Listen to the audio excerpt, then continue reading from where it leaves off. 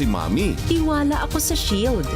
Shield Antibacterial Soap, napatunayang mabisa. Ang mga nurse, tiwala. ACS Galalala Falcon Galalala Falcon Ang bango ng sampayan, tara na magsayawan. Calefacton, amoy nakaka-joyful.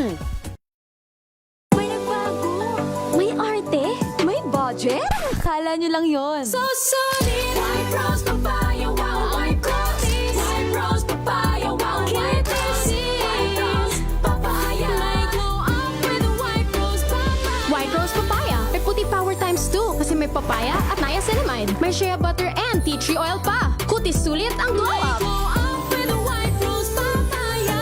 White Rose Papaya. Kutis sulit ang glow up. ACS Galalala Falcon Galalala Falcon Ang bango ng sampayan, tara na magsayawan. Calefacton, amoy nakaka-joyful.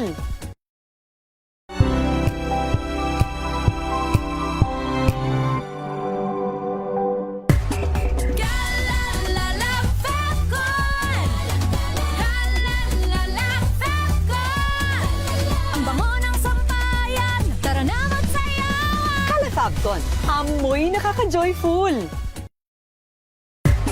Galalala Falcon Galalala Falcon Ang bango ng sampayan, tara na magsayawan. Calefacton, amoy nakaka-joyful.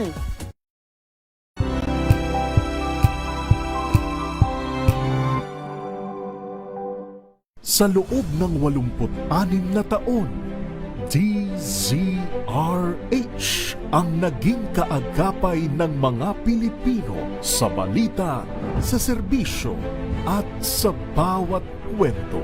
86 na taon ng tiwala at sa mga darating pang taon, mas pinalakas at mas pinagtibay para sa Pilipino. DZRH, una sa Pilipinas, una sa Pilipino. Serbisyong tapat sa'yo, DZRH.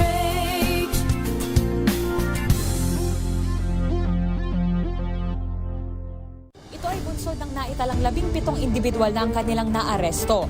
Ng Metro Manila Development Authority o MMDA ang No Contact Apprehension Policy o NCAP sa Metro Manila. Sa ang ilang mga dokumento ay peke. Hindi rin legal ang employment na ipinangako sa kanila. Sa mata ng batas, mananagot ang sangkot at may sala. Dahil sa bawat paglabag, may karampatang parusa. Alamin ang mga pananagutan sa likod ng mga bawal. Dito sa Hoy! Bawal Yan! Tuwing Sabado, alas 11:30 ng umaga. Dito lang sa DZRH TV.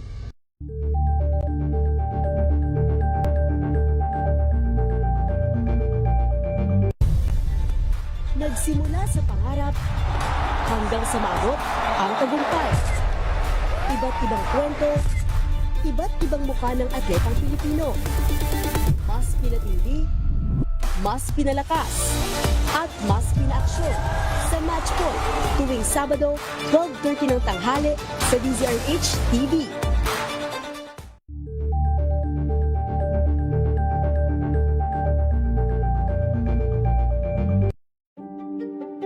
Buklatin ang mga pahina. Pakinggan ang boses ng lipunan. Tunghayan ang mga issue mula sa ibang katayuan. Nakakalungkot kasi deserve ba namin ng ganito? Na hindi nila alam kung ano talaga yung kanilang mga karapatan. Yung gobyerno, tinulungan nila yung kanilang magsasaka. Pinapatahimik tayong lahat using various laws. Through education, kayang-kaya nating baguhin yung ganitong klaseng pag-iisip. Isang kwento, iba't ibang anggulo. Dito, sa Point of View.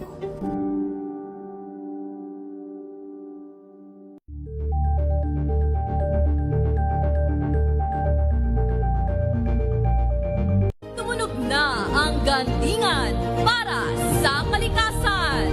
Ang itinanghal bilang Best AM Radio Program Host ay si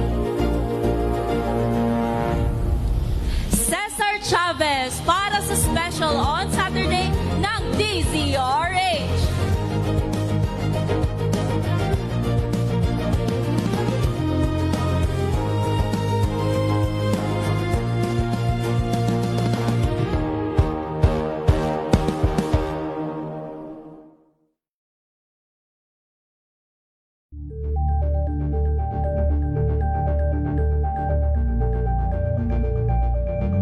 Maagang balitaan, maagang usapan sa mga issue at balita kasama si Kuya Angelo Palmones sa Magandang Umaga Pilipinas mula Lunes hanggang Biyernes.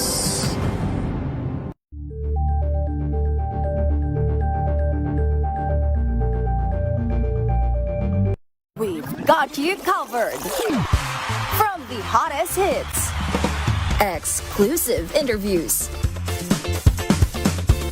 kilig to the bones fan meet experience, and hataw performances of your favorite stars. Saturdays, 12 noon, dito lang sa DZRH TV.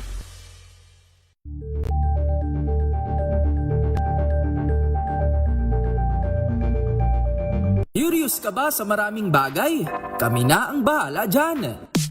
Aalamin, tutuklasin at bibigyang linaw namin ang mga katanungang bumabagabag sa inyong isipan sa programa kung saan ang bawat sagot ay galing lamang sa mga eksperto.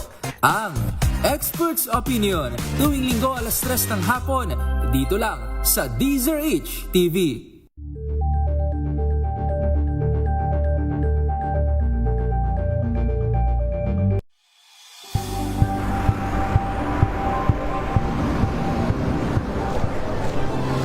Mga eksperto dito lang sa Expert Opinion. Ito ang The Better News. TNVS, trending and sa kwento, iba't ibang anggulo.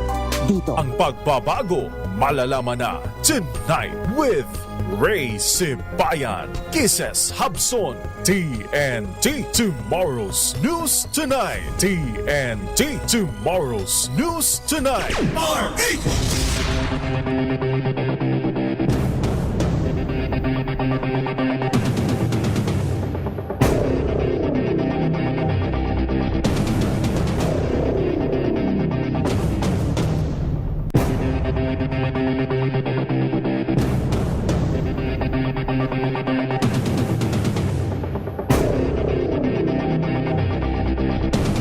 TNT Tomorrow's News Tonight.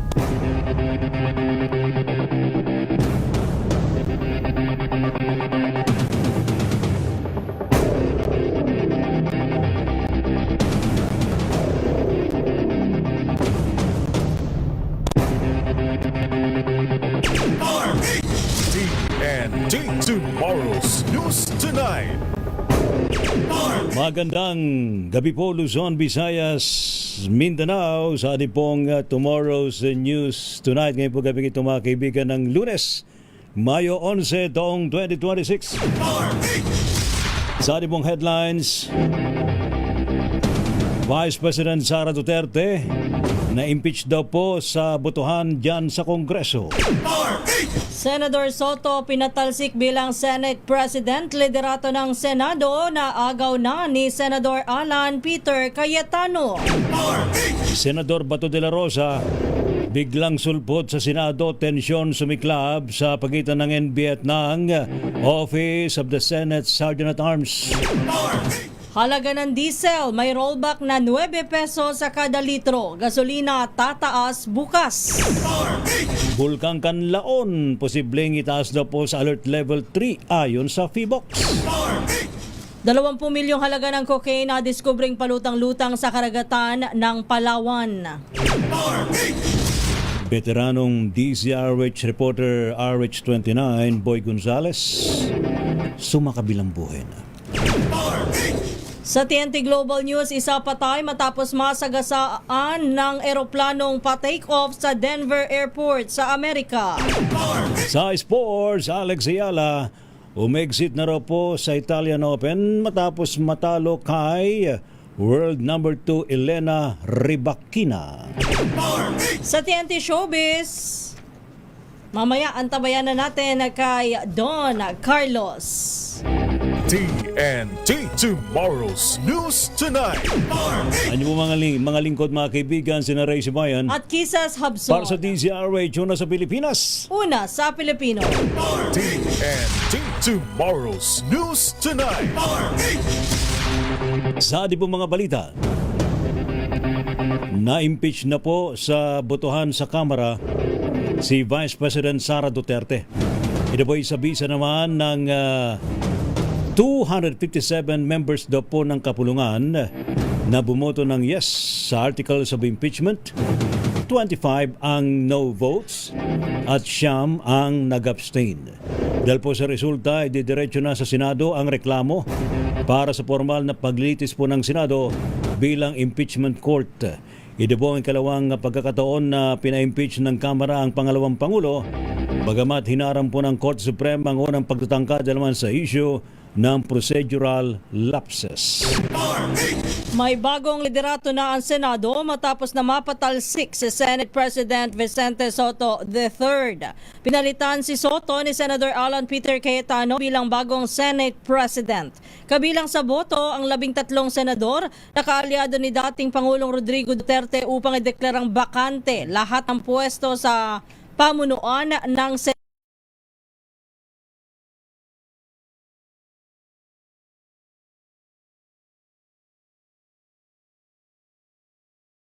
25. Sa kanyang pagharap sa plenaryo, naging emosyonal din si De La Rosa matapos umano siyang tangkaing harangin ng NBI papasok ng Senado. TNT Tomorrow's News Tonight. Samantala naman, wala raw pong kinalaman sa impeachment kay VP Sara Duterte ang pagkapalit ng liderato ng Senado. Ito naman ang tiniyak ng bagong talagang Senate President na si Senador Alan Peter Cayetano. Ayon po kay Cayetano, walang koneksyon sa impeachment ni VP Sara ang pagbabago sa Senate leadership. Bagkos ay gagampanan ng mga senador ang kanilang obligasyon kapag nakarating na sa kanila ang articles of impeachment. Sinabi pa ng Senate leader na tuloy ang impeachment process at ito ay gagabayan ng katotohanan at ebidensya at hindi ng political affiliation. Nangako naman si Senate President Alan Peter Cayetano na sama-sama nilang gagampanan ang kanilang tungkulin na pagsilbihan ng taong bayan, ang bansa at ang poong lumikha. Samantala, biglang lumutang sa Senado si Senator Ronald Bato de la Rosa ngayong araw, May 11, kasabay nga ng kudeta sa liderato ng mataas na kapulungan. Yan ay matapos na hindi pumasok sa trabaho mula pa noong November 11, 2025 si Senador de la Rosa. Sa kanyang pagharap sa plenaryo, naging emosyonal si de la Rosa matapos umano siyang tangkain, harangin ng mga operatiba ng National Bureau of Investigation papasok ng Senado. Gate ng mambabatas, ang ginawang pagharang sa kanya ng mga otoridad ay isang direktang pambabastos sa integridad ng Senado bilang isang institusyon. Pasok, this is the Senate. Wala silang respeto sa institusyon ng Senado. Bakit gano'n ang NBI? Ha? Ano po plano niyo, sir, sa ginawa sa inyo, sir? Mag-usap kami. Yung gagawin namin. But why are you here, sir? Bakit po kayo napapasok dito? Ayaw ba senator ng Republic? Kung hindi ko mapasok, kinahanap niyo ako. Di ba? Ngayon mapasok ako, tatanungin niyo ako bakit ako pumapasok. Yan ang bahagi ng pahayag ng galit na si Senador Ronald Bato de la Rosa. May puntungan naman. No? Pag wala, hinahanap. Pag nandyan, Tinatanong, kine-question. Ipinakita naman sa sesyon ng Senado ang isang CCTV footage kung saan makikitang baghabol ng mga tauhan ng NBI kay Senador Ronald Bato de la Rosa sa loob mismo ng gusali ng Senado. Ito po'y nangyari kasabay ng sorpresang paglantad ng Senador sa gitna po ng kudeta sa liderato ng Senado, kung saan formal ng pinalitan ni Senador Alan Peter Cayetano si Senador Tito Soto bilang Pangulo ng Senado. Sa pool sa footage ang pagtugi sa operatiba kay De La Rosa mula sa mga hallway hanggang sa fire exit ng Senado. Sa isang bahagi naman ng video, makikitang nadapa pa ang senador. Saan? Naku po. Hindi mo nakita yon? Kanina. Nadapa. Sa hagdanan bago siya tuluyan nakapasok sa isang silid kung saan natigil ang habulan. Yan. Nadapa. Ayun. Naku. Kawawa naman si Senador Bato, no? Sa agad namang kinundina ng mga kasamahan ni De La Rosa sa bagong mayorya ang nasabing insidente. Dahil po dito ay inaprubahan ng motion ni Senador Rodante Marcoleta na isailalim sa protective custody ng mataas na kapulungan si Senador Bato para matiyak ang kanyang seguridad habang nasa loob ng Senado. In the meantime, I'd like to move, Mr. President, that in the light of the recent adoption of the Senate Resolution number 44, I move that Senator Bato be placed under the Senate protective custody, Mr. President, until he is able to get all and exhaust all legal remedies to protect himself. And until this institution is also able to do just the same. Samantala, kasunod niyan ay nagkagulo po sa entrada ng Senado sa pagitan ng mga tauhan ng National Bureau of Investigation o ng NBI at miyembro ng Office of the Sergeant at Arms o OSAA. Ito'y matapos na tangkang harangin ng isang tauhan ng OSAA ang ahente ng NBI na na-cite for contempt dahil sa paghahabol kay Senador Bato de la Rosa. Sinubukan pa siyang isakay sa kanyang sasakyan ng NBI ngunit agad ding nakalabas. Agad naman itong dinala sa Senado para bigyan ng first aid matapos magtamo ng sugat dahil sa nangyaring tensyon.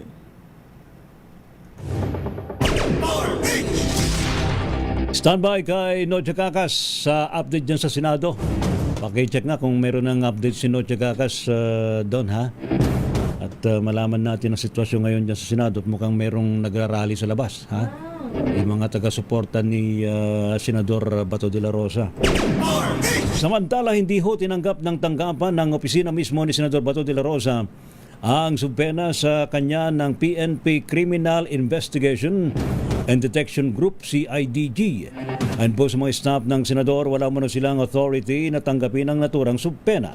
Ngunit para po sa PNP CIDG, naisilbi na nila ang subpena kahit na hindi tinanggap ng mga staff ng senador dahil naman sa nag-iwan na sila ng kopya. Bukod sa Senado ay dinala rin ang subpena sa dalawa pang mga address ni Senador Bato de la Rosa. Ang subpena ay may kinalaman sa Manoy EJK noong panahon ng senador ay City Director ng Davao City Police. Samantala, sa iba pa nating mga balita, sinabi naman ni Attorney Israelito Torion, legal counsel ni Senador Bato de la Rosa, na walang karapatan ng sino mang sibilyan o kahit na si dating Senador Antonio Trillanes IV na arestuhin ang kanyang kliyente. Ito po ang sinabi ni Torion sa DZRH News. Matapos na dumating si Trillanes, bitbit ang umano'y warrant of arrest mula sa International Criminal Court o ICC. Binigyan din ni Torion, dapat na hindi magpagamit ang NBI sa dating senador. I am hoping and praying that it will continue to be a professional organization, mandated to enforce the rule of law. And the rule of law mandates that in the Philippines, only a judge can issue a warrant of arrest. An ICC, even if it is an institution based in Netherlands, all its processes have to be validated, confirmed first in the country. Samantala, may payo si Torion sa kanyang kliyente at sinabing aminado siya sa biglang paglitaw nito sa Senado matapos ang 5 buwan na pagliban. At saka doon aking kliyente si Senator Bato de la Rosa, boss, tatag lang tayo. Alam ko you're a strong man, relax lang. Hindi lang tayo magpadala sa init ng ulo. Marami pong nagmamahal sa iyo, boss. At wag mong kalimutan, mahal ka namin. Si Attorney Israelito Torion. TNT Tomorrow's News Tonight. Ating pong alamin mga kaibigan ng update mula po dyan sa Senado, mula sa report ni RH28. Lakay Raymond at Paas. Lakay Raymond. Yung bagong grupo ng mga Senate Majority Lakay ay nandito pa sa Senado sa ngayon. Sa panguna ni Senate President, bagong Senate President Alan Peter Cayetano. At kausap niya ngayon si NBI Director Melvin Matibag dahil napakaraming mga issues na kanilang pinag-uusapan dito.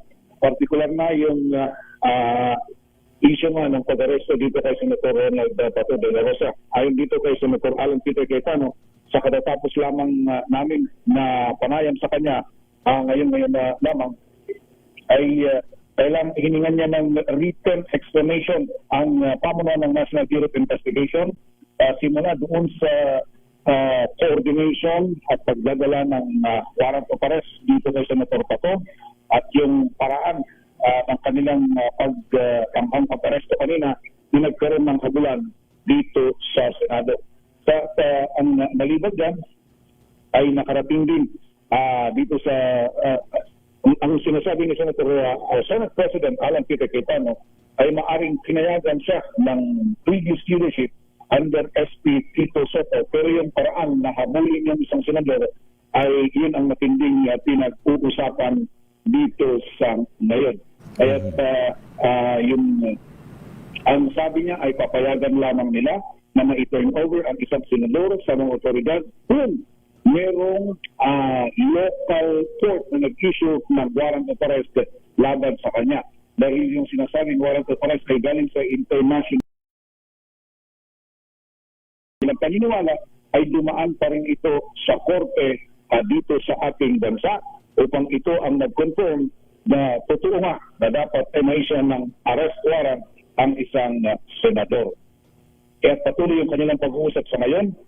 Bumalik itong si Senator Alan Peter Cayetano sa kanyang opisina at nag-aantay pa doon si NBI Director Melvin Matibag na kanina ay yung mga tauhan nga ng NBI maliban doon sa paghahabol kay Senator Bato ay na-involve pa sa isang actually talagang mayroong usaa na nasaktan kanina ng mga tauhan ng National Bureau of Investigation nang sila ay ayahin ng palabas ang mga ito ng Senate building, pero sila ay na-contempt.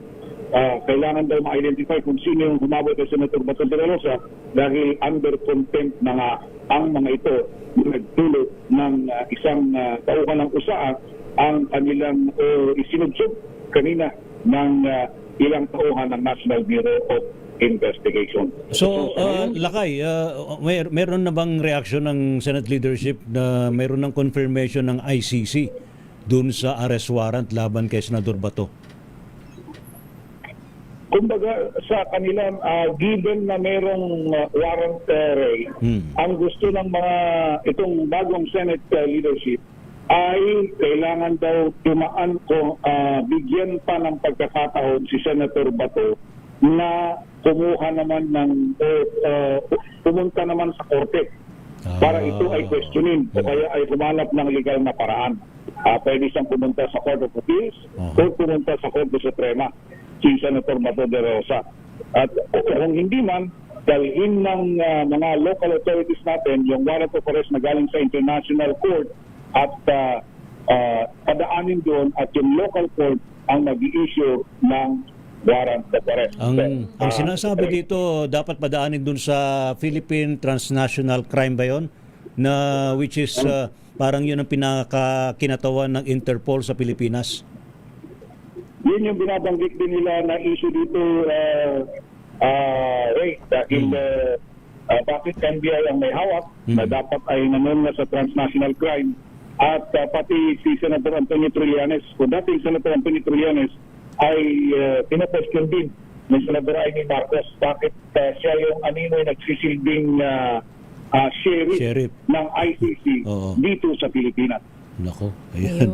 So nandyan na ngayon si Senador Bato sa under protective custody. Under protective custody, ang sabi nga ni Senator Alan, mag-uusap na daw sila kung anong plano niya kung halimbawa gusto niya manatili muna dito sa Senado, ay wala namang problema dahil bantay sarado siya dito ng mga tauhan of the Office of the Sergeant at Arms Diary. Sakaling manatili dyan, Sir Raymond, sa Senado, may maayos naman siyang matutuluyan, ano? Meron naman dahil merong maluwag naman yung kanilang opisina. Yung bawat opisina ng bawat senador ay maluwag, kaya pwede pa rin meron silang sariling pahingaan itong mga senador. Salamat, Lakay Raymond. So yan muna ang sitwasyon itong napakahabang araw na Oo nga, ng mga kaganapan dito sa Senado at marami pang mga hindi pa lumalabas sa mga empleyado dahil na dito sa nakikitang pension din pati dito sa gate ng Senado. Ito si RH1 kay Raymond Agpaas para sa DZRH, una sa Pilipinas, una sa Pilipinas. Thank you, Lakay Raymond. Mamaya ating tunghayan naman ang sitwasyon sa labas po ng sa may pinaka-gate mismo ng Senado kung saan meron pong taga-suporta si Senador Bato na nandyan at nagbabantay. Kung tahimik na ba o patuloy pa ang mga pag-aaklas? Hindi raw sila papayag na bibit-bitin si Senador Bato palabas ng Senado. Ay mukhang hindi naman lalabas na muna eh. Nga, under protective custody ng Senado. Standby pa rin po sa iba pang mga malalaking mga balita mga kaibigan sa Tomorrow's News Tonight. Pilipinas ang oras, alas 9:28 ng gabi.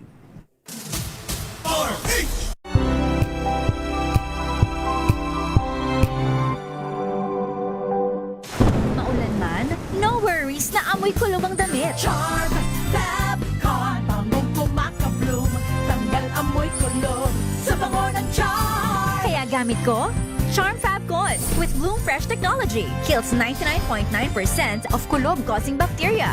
May aroma burst pa of thousands of flowers and berries. Ang sampay sa loob, no amoy kulog. Bangong kumakabloom sa Charm. Charm Fab Con. ACS.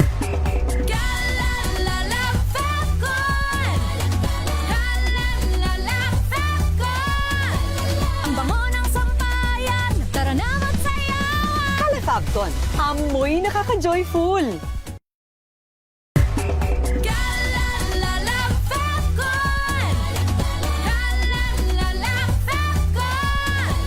Ang bango ng sampayan, tara na magsayawan. Fabcon, amoy nakaka-joyful. Hello, Washi! Laundry day na naman! Yay! Anong meron? Mancha ng chocolate, putik, may libag pa. Kaya natin yan! With Pride Washing Machine Detergent, may triple stain-away formula.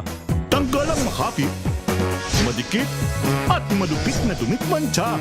Kaya easy-easy ang labada. Mula noon hanggang ngayon. All you need is pride. All you need is pride. ACS.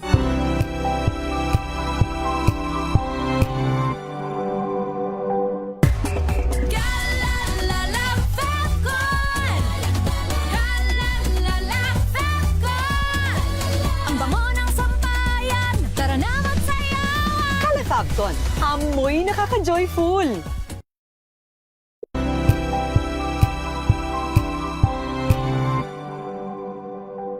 Sa loob ng 86 na taon, DZRH ang naging kaagapay ng mga Pilipino sa balita, sa serbisyo at sa bawat kwento. 86 na taon ng tiwala at sa mga darating pang taon, mas pinalakas at mas pinagtibay para sa Pilipino. DZRH, una sa Pilipinas, una sa Pilipino. Serbisyong tapat sa'yo, DZRH.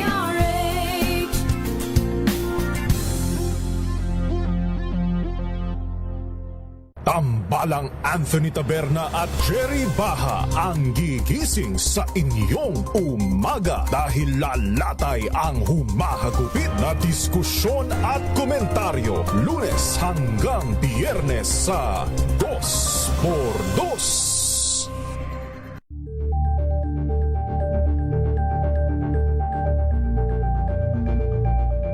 Alamin ang mga maiinit na isyung pambayan, mga balitang kailangan mong malaman, usapin sa pamahalaan, politika, ekonomiya at kabuhayan. Ito ang mga dapat mong malaman, pakialaman at pag-uusapan dahil kayo ang tinig ng mamamayan dito sa Damdaming Bayan. Live sa DZRH Radio, DZRH TV at DZRH Digital. Kasama sina Lakay, Deo Makalma at Elaine Apit. Araw-araw, Lunes hanggang Biyernes. Damdaming Bayan.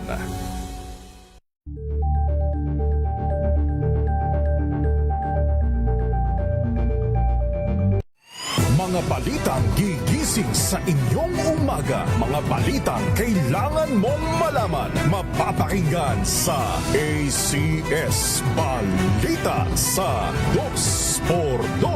Kasama sina Anthony Taberna at Jerry Baha. Lunes hanggang Biyernes.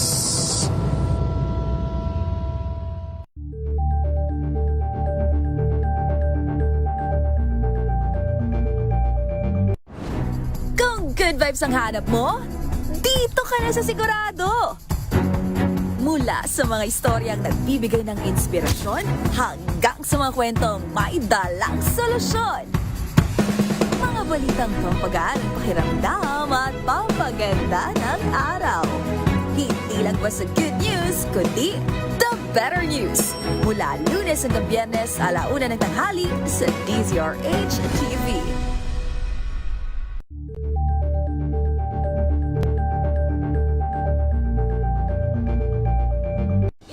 Ng naitalang 17 individual na ang kanilang naaresto. Metro Manila Development Authority o MMDA ang No Contact Apprehension Policy o NCAP sa Metro Manila. Sa ang ilang mga dokumento ay peke. Hindi rin legal ang employment na ipinangako sa kanila. Sa mata ng batas, mananagot ang sangkot at News Tonight.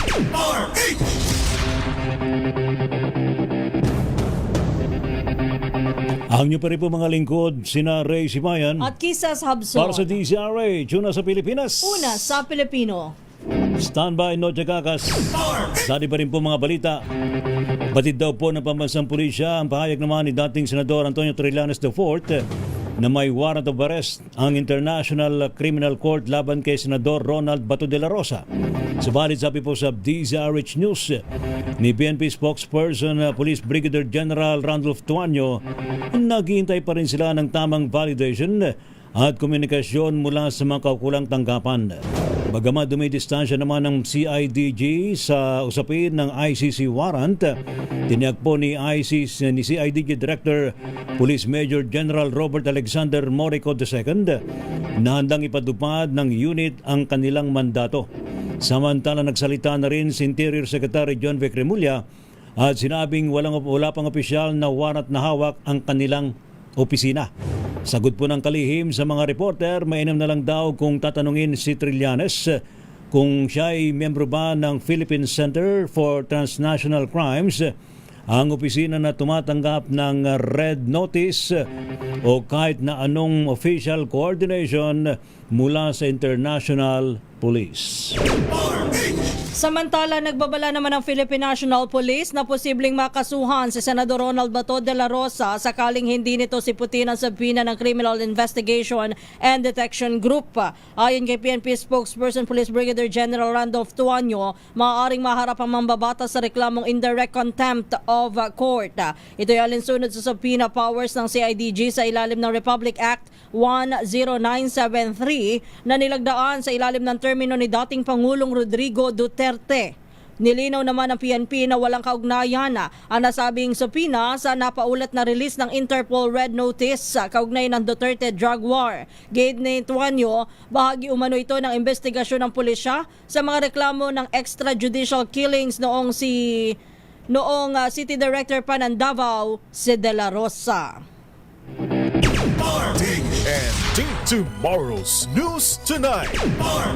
At yun ang mga alamin ng update mula po dyan sa labas mismo ng Senado. Nandiyan po si RH27 Noche Kakas Noche.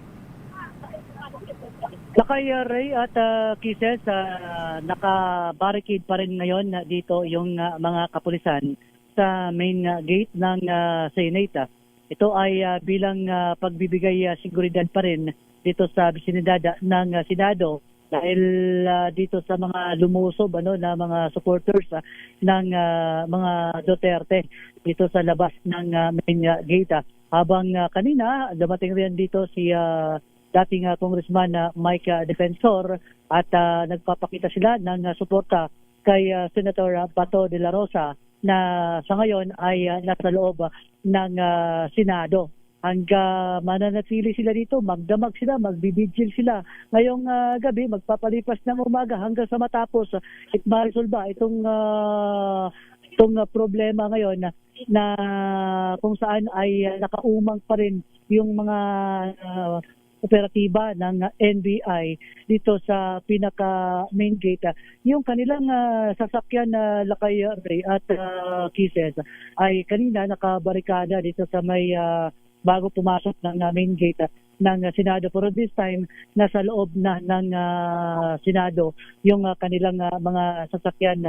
At nasa loob din hanggang sa ngayon si NBI Director Attorney Melvin Matibag, habang yung ilang mga operatiba ng NBI ay nandito rin kalat naka-civilian lang yung mga operatiba ng NBI dito naman sa Jokno Boulevard, habang yung mga kapulisan, mga tauhan ng SPD, ayan, mga opisyal ng Southern Police District ay nakabantay din para sa seguridad dahil sa posibilidad na sumiklab yung tensyon. Ngayon ay tahimik naman sa ngayon ang sitwasyon dito sa labas ng Senado, pero may mga nagpapatutsada pa rin mga DDS supporters at yung ilang mga individual na nagpakita rin ng suporta dito sa kaugnay nga dito sa nakaumang na arrest warrant laban kay Senator Bato de la Rosa. So patuloy tayong nakaantabay dito kung ano man ang posibilidad na mangyari dito sa... Gaano ba karami yung dyan, Noche, yung taga-suporta ni Senador Bato? Wala akong pero tansya ko lang yung mga nandito, ang mga mahigit 100 yung mga nandito. Tansya ko lang sa akin. Kanina nakita ko si dating Congressman Mike Defensor. Nandito nga. Magkalapit lang natin. Katabi na natin. Kuhaan na natin ng konting pahayaga. Si dating Congressman. Sir, okay, sir, si Ray Sibayan at si Cesar Sabson, ano ang magiging senaryo nito, sir? Magpapaumaga po ba kayo? Well, hindi pa natin alam, no? Magandang gabi po sa lahat ng mga nanonood din, Ray and Good evening, Kong. Yes. Good evening po. Sorry. So, nandito kami dahil nga may mga kasamahan din po tayo sa loob, kasama nating senador, na nagsasabi nga na yon bilang suporta sa ating institusyon ng Senado at siyempre kay Senator Bato dahil hindi namin tinalam yung mangyayari kung papasukin ba nila at pilit na kunin si Senator Bato de la Rosa. So, andito pa rin kami. Kung magpapamaga, tingnan natin. Ngayon, dumadami ang tao kung nakikita ninyo, no? Dito sa labas, at simula na nagdadatingan natin iba't ibang mga grupo, individual na nagbibigay suporta dito sa ginagawa natin para sa institusyon ng Senado at kay Senator Bato. Anong reaction nyo, Kong, doon sa sinasabi na talagang meron ng inisyo na arrest warrant ng ICC? Confirmed na ng ICC? Yes, wala namang problema doon sa warrant eh. Ang naging problema lang siguro, bakit si Senator Trillanes yung nagdadala ng warrant at parang hindi ata dumaan sa proseso ng ahensya ng gobyerno. Alam naman natin na sa paglabas ng isang warrant of arrest, lalo tigit sa isang banyagang korte katulad ng ICC, dadaan talaga yan sa isang proseso. Una sa lahat. Pangalawa, mismo ang bilang isang senador, Senator Bato, meron niyang tinatawag na proteksyon ng Senado. Na lalo tigit pag nasa sesyon sila, hindi siya basta-basta pwedeng arrestuin. Ito nga nangyari dito, parang patago pa eh. Hindi ko alam yung circumstansya, pero nakita na natin yung mga salita ni Senator Bato, nakita natin yung ilang video, nakakagulantang talaga yung nangyari dito. Kaya yung warrant of arrest, wala tayong nagiging problema dyan. Kung talagang mayroon, walang problema. Pero tama naman natin. Respetuhin naman natin yung ating saligang batas, higit sa lahat, at yung proseso ng batas ng ating Republika ng Pilipinas. Kong, maraming salamat. Ray Kisses, maraming salamat. sir. Mabuhay po kayo. Mabuhay din po Yan kayo. si dating Congressman Mike Defensor at pati yung mga supporters nila ay ito, may lalabas na sasakyan. Kasi ala kayo Ray at Kisses, nakaumang na dito yung sasakyan NBI. Ngayon, hinihintay na lang nila dito ng mga supporters na lalabas. Sandali, linawin mo. Ang nakaumang sasakyan na dyan isasakay si Senador Bato de la Rosa, ganun ba? Ay, hindi naman, hindi gano'n. Yung paglabas ni NBI Director, Atty. Melvin kasi nasa loob si Director Matibag eh. Noche, ano ba ang hudyat para sa mga tao dyan na sila ay umuwi na? Yung kapag lumabas na si NBI Director Matibag at hindi dala si Senador Bato, ganun ba? Ang sabi nila dito, magpapaumaga sila. Dahil no matter what, kung lalabas, kung si Director Matibag, magpapaumaga pa rin sila para makikita na magbabantay at hanggat maaari nga daw shifting sila dito para magbantay dito sa habang nasa loob ng Senado si Senator Bato de la Rosa. Alright. Sana maging mapayapa lang naman yung pagkilos dyan. Mukhang ito naman ang binabanggit rin dito, peaceful lang yung kanilang paglalabas ng damdamin, pagpapahayag ng kanilang suporta dito kay Senator Bato de la Rosa.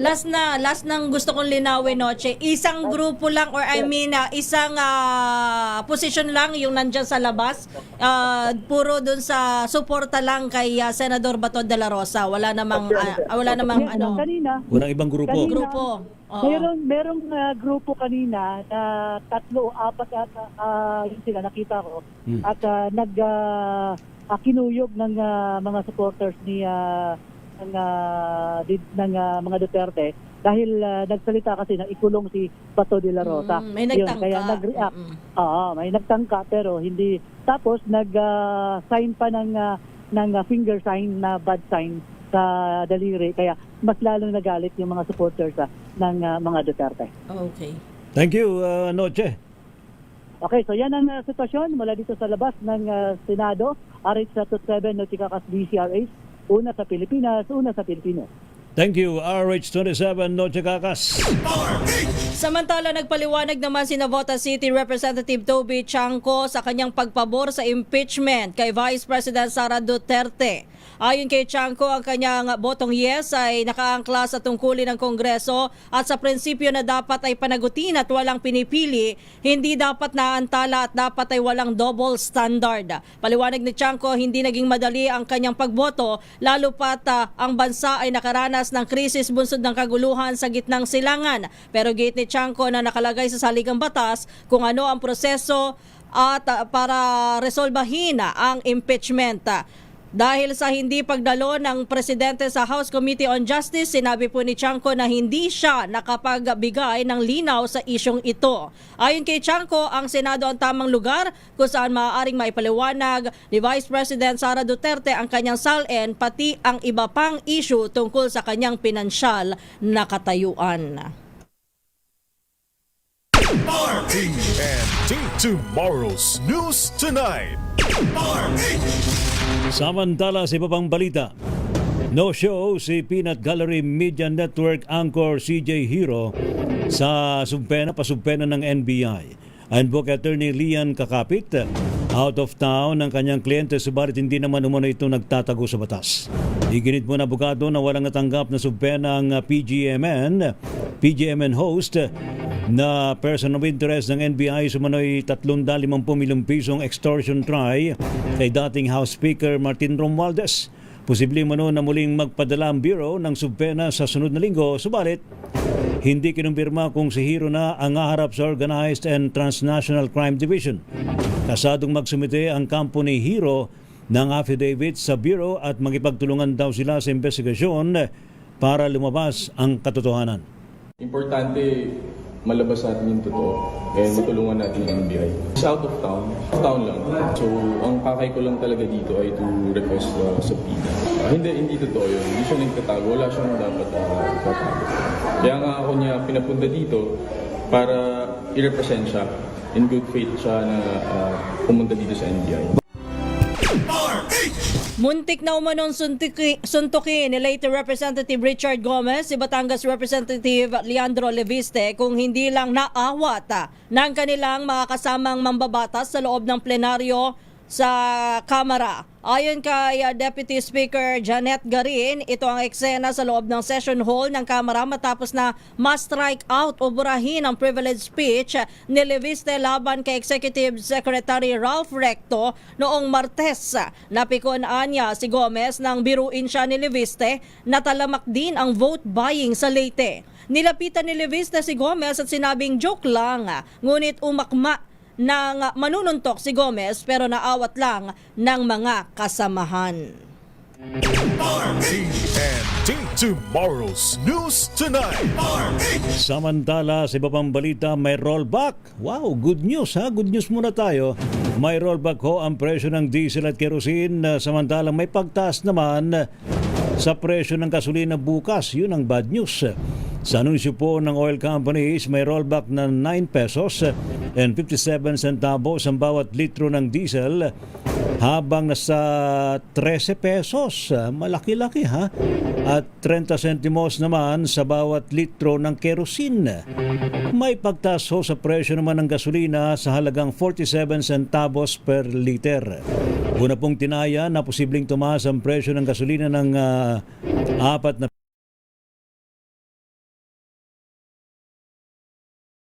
bak sa diesel nito hong nakalipas na linggo. Sumipa ang halaga ng krudo sa pandaigdigang pamilihan. Ito po'y matapos na magkaroon ng panibagong aberya ang pag-uusap ng Amerika at Iran. Ayon sa Brent Crude, ang halaga po ng kanilang delivery sa Hulyo ay tumaas ng 2.69% o $104.01 sa bawat bariles.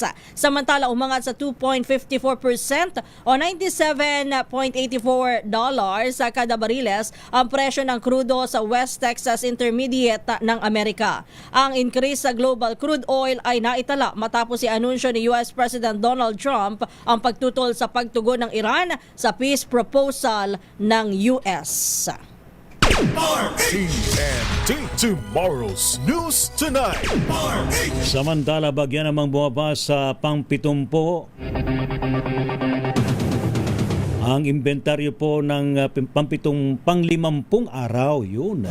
Ang inventaryo ng langis sa bansa hanggang itong Mayo 8 kumpara sa naitala noon na 53 araw nung Mayo 1. Ayon po kay Energy Secretary Sharon Garin, tatagal pa ng higit sa 53 araw ang inventaryo ng gasolina, 48 araw naman ang diesel at nasa 165 araw naman sa kerosene, 73 araw naman ng jet fuel, 56 na araw sa fuel oil at 35 araw naman sa LPG. Subalit sabi po ni Secretary Garin na natili pong matatag ang supply ng langis simula ng sumiklab ang gyera diyan po sa gitnang silangan dahil naman sa pinagsanib na pwersang tugon ng gobyerno at pribadong sektor sa krisis sa pandaigdigan.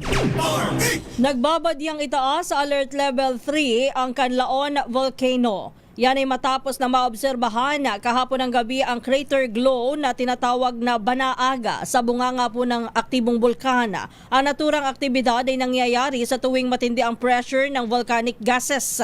Paliwanag ng PHIVOLCS, kapag nagpatuloy ang pressure, nangangahulugan ito ng pag-akyat ng magma sa crater ng bulkan. Nagbabala ang ahensya na ang tinutukoy na sitwasyon ay maaaring humantong sa tinatawag na full-scale magmatic eruption, dahilan upang ikonsidera ang adjustment sa alert level ng Canlaon Volcano.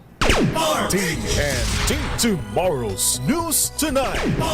Samantala, wala namang direktang epekto sa Pilipinas ang Tropical Depression Kaloy, ngunit ang trough o buntot nito ay magdudulot po ng mga pagulan sa ilang bahagi po ng Visayas at Mindanao. Ayon po sa pag-asa, kabilang po sa mga karanas ng mga pagulan dahil po sa buntot ng bagyong Kaloy ay ang Eastern Samar, Dinagat Islands, at maging ang Surigao del Norte. Posible manong makaranas ng katamtaman hanggang sa malalakas sa bagulan ang naturang mga lugar na posibleng magdulot ng biglang pagbaha at landslide. Napanatili naman ng Bagyong Kaloy ang lakas ito na 45 km per hour ang hangin at bugso ng hangin naabot naman sa 55 km per hour. Huling namataan ang mata ng Bagyong Kaloy sa layong 530 kilometro sa silangan ng Giwan, Eastern Samar at kumikilos Pakanluran, Hilagang Kanluran sa bilis na 15 kilometro bawat oras. Sa pagtayo ng pag-asa, posibleng humina ang Bagyong Kaloy at bumalik sa dati nitong kalagayan bilang low pressure area. Samantala, i-check muna natin si Noche, no? Balikan natin maya-maya si Noche kaugnay nung nakalabas na si NBI Director Matibag. Hingi tayo ng update na kahit saglit lang, ha? Kinumpirma naman ng Land Transportation Office na pag-aari ng Department of Energy ang sasakyang napaulat na gumamit ng peking red plate. Sa panayam ng DZRH News, sinabi ni LTO Chief Marcos Lacanilao na ang naturang sasakyan ay isang pribadong sasakyan na binili ng DOE at inirehistro noong April 11, 2025. Pero imbes na i-apply ito ng plaka sa LTO bilang government vehicle, pinuntirahan ito ng pulang plaka nito. Ipinagtataka rin nila Kanilaw kung bakit kailangan gumawa ng pekeng plaka gayong wala namang nakaakibat na pribilehiyo ang mga sasakyang may red plate. Wala namang pribilehiyo, kaya lang alam naman natin na sa totoong buhay, minsan pag naka-red plate, yung mga enforcers, talagang medyo mag-aalangan silang sitahin. At tapos yung mga traffic violation, minsan nakakaligtas sila kasi natatakot. Pero sa amin po, hindi obra po kasi yung mga ganon. Kaya sana naman po kasi kami sumusunod din sa batas. Dapat sila sumunod din naman. Yan po bahagi ng pahayag ni LTO Chief Marcos Lacanilao. Ating balikan na report mula sa labas ng Senado, si RH27 Noche Cacas. Noche. Lakay Ray at Kises, isa nang lumabas yung mga sasakyan na pila-pila dito sa exit ng main entrance ditong Senado. At kanina merong nakasakay doon sa isang puting van sa private yung plate hindi siya pula, red plate. Yung sinasabi doon nakasakay yung mga operatiba ng NBI habang meron din isang pick-up na may tatak o logo ng NBI sa harapan ng pinto ng pick-up. So sa ngayon ay galit na itong mga supporters dahil yung identified nila na mga operatiba ng NBI yung nakasakay, pinapalo nila yung pinakabintana ng sasakyan ng SUV habang yung iba ay pick up. Kanina, itong pinakahuli, yung pinalo nila ng kamay, yung isang puti din sa SUV na lumabas din dito sa bisinidad ng Senado. Ito, may kulay puti naman lumabas na SUV pero wala naman, hindi naman nila. Pero yung sasakyan nga, yung plate, pagka-identified nila na NBI yung mga partiba ng NBI yung nakasakay, doon nila sinisigawan, binubulyawan nila at hinahagisan ng mineral water o yung tubig, yung laman ng mineral water, yung sasakyan na ngayon. So sa ngayon ay ito, biglang sinara na itong main entrance ng Senate matapos makalabas na yung mga pila-pila ng mga sasakyan dito sa loob ng Senado. Yan ang sitwasyon na RH27, Noche Cacas sa DZRH, una sa Pilipinas, una sa Pilipino. Thank you, Noche Cacas. Samantala, sa iba pa nating mga balita, pumanaw na ang veteranong mamamahayag at reporter ng DZRH na si RH29, Misael Boy Gonzales sa edad na 66. Binawian ng buhay si Gonzales sa piling ng kanyang mga mahal sa buhay kaninang alas 6:11 ng umaga. Unang pumasok si Gonzales bilang volunteer ng DZRH Operation Tulong at kalaunay inadopt bilang reporter dahil sa ipinakitang husay sa pagtatrabaho. Kabilang sa mga malalaking coverage ni Gonzales ang malaking pagsabog sa National Bureau of Investigation noong dekada dekada 90 at ang LRT bombing noong 2004. Nakikiramay po ang buong MBC Media Group at DZRH sa pamilya at mga mahal sa buhay ng ating yumaong kasamahan na si RH29 Boy Gonzales. TNT Top News Trending Worldwide. Sa ating pong TNT Global News, isang patay matapos masagasaan ng eroplanong pa-take off dyan po sa may Denver Airport sa US. Report mula kay Wina Pearl Hesoro. Wina. Patay ang isang sibilyang nakapasok sa loob ng tarmac ng Denver International Airport matapos masagasaan ng papalipad na Frontier Airlines plane. Ayon sa pamunuan ng paliparan patungo ng Los Angeles International Airport ang naturang eroplano dakong 11:19 p.m. ng Biyernes oras sa Amerika.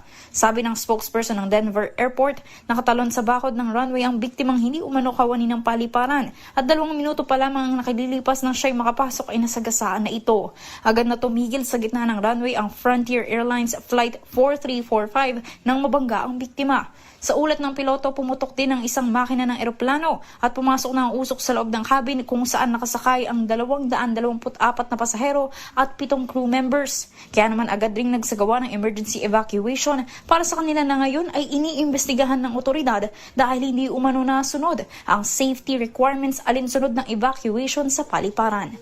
At yan ang balita mula sa ibayong dagat. Ito si Jackie Resio ng DZRH. Una sa Pilipinas, una sa Pilipino. Yun, Miss Jackie Resio. Salamat. Ayan. Samantala sa ating TNT Sports, Alex Ayala umexit sa Italian Open matapos matalo sa World number 2, Elena Rybakina. Ang detalye, balita mo yan, Kyle Bullias. Umexit na ang Pinay tennis sensation na si Alex Ayala sa round of 32 ng Italian Open. Ito ay matapos siyang talunin ni world number 2 Elena Rybakina sa scores na 6-4, 6-3. Dahil dito, aabante na sa round of 16 ang Kazakh tennis star habang dito na matatapos ang kampanya ni Ayala para sa WTA 1000 tournament. Samantala, sunod namang sasabak si Ayala sa Strasbourg Grand Prix bilang isang qualifier bago siya lumaban sa French Open. Para sa TNT Sports, ito si Kyle Bullias ng DZRH. Una sa Pilipinas, una sa Pilipino. Thank you, Kyle. Sa ating showbiz, Kim Domingo, binasag. Wala. Alin ang binasag? Anong binasag? Ni Kim Domingo, ating alamin sa report ni Don Carlos. Don, anong binasag ni Kim? Isinapubliko na ng aktres na si Kim Domingo ang kanyang Thai national boyfriend matapos masangkot sa isang blind item na may ugnayan sa isang kongresista. Sa kanyang Facebook post, sinabi ni Kim na matagal siyang nanahimik at inilagay ang buhay sa pribado. Pero sabi nito sa publiko na kayo na ang bahalang humusga kung totoo man o hindi ang iniintriga sa kanya. Dagdag pa na aktres, masaya siya sa piling ng kanyang Thai partner na 3 taon na ang itinatagal ng kanilang relasyon. Pinatawan ni Kim si Sian Gasa na siyang nanghuna sa blind item at mga kapwa babae na nanghusga at gumawa ng kwento patungkol sa kanyang buhay. At yan ang trending na balita para sa TNT Showbiz. Ito si Don Carlos ng DZRH. Una sa Pilipinas, una sa Pilipino. Thank you, Don Carlos. TNT Tomorrow's News Tonight. Salamat to sa matumutok po sa ating balitaan sa Tomorrow's News Tonight. Abangan pa rin po ninyo mga karagdagan pong mga detalye ng mga kaganapan yan, no ha? Ano po yung issue dyan sa Senado? And of course, kanina natapos na rin yung impeachment voting sa Kongreso. Parang punong-puno yung araw na ito, yes, no? It's a long day today, ngayong Lunes, mga kaibigan. Saka yung pakikiramay natin sa pamilya ni Kaboy, RH29 Boy Gonzales. Boy! Sumalangit na wang yung kaluluwa. Happy journey. And our condolences sa family of our veteran reporter, si RH29 Misael Boy Gonzales. Thank you sa buong person ng DZRH News Team. Ang pong mga lingkod, sina Ray Sibayan. At Kisas Habson. Para sa DZRH, una sa Pilipinas. Una sa Pilipino. Pilipinas ang oras, 10:01.